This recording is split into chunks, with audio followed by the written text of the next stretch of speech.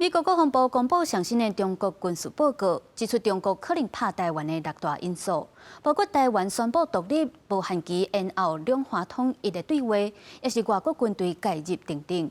有立委就表示，台湾应该和中国沟通，嘛应该吓中国，互因唔敢行动。因为学者认为，台美的军事政治互动嘛会有牵连。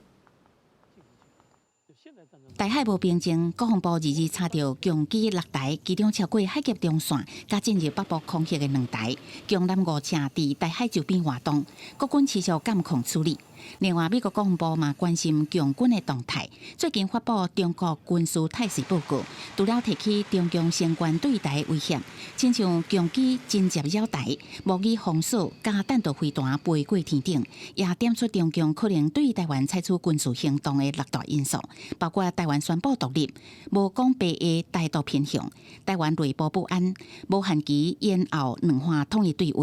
外国军队介入台湾的内部事务。 任何的情状都有可能成为用兵的借口，所以对台湾来讲，我们不带美国的智库或军方所做出的各种的情形的眼里，我们每一天都把它当作是中共解放军可能进攻的一天。两岸之间它是必须要有所的这个务实的能够沟通的这个管道。那另外的话，其实台湾当然也要加强自主防卫的这个能力，也就是这个我们国防自己的准备哈。中基都认为，美国的报告讲出中共反制台独的红线，台湾在美中对抗的限制下，应该采取沟通加阻碍的2大策略。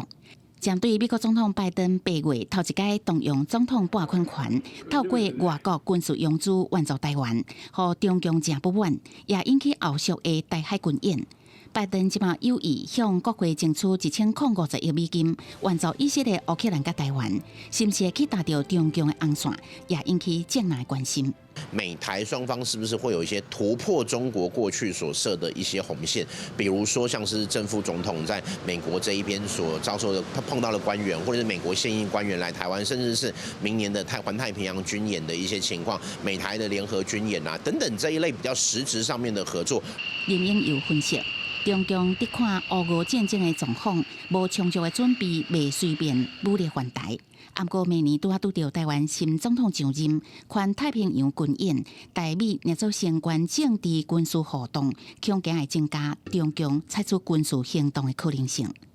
记者综合报道。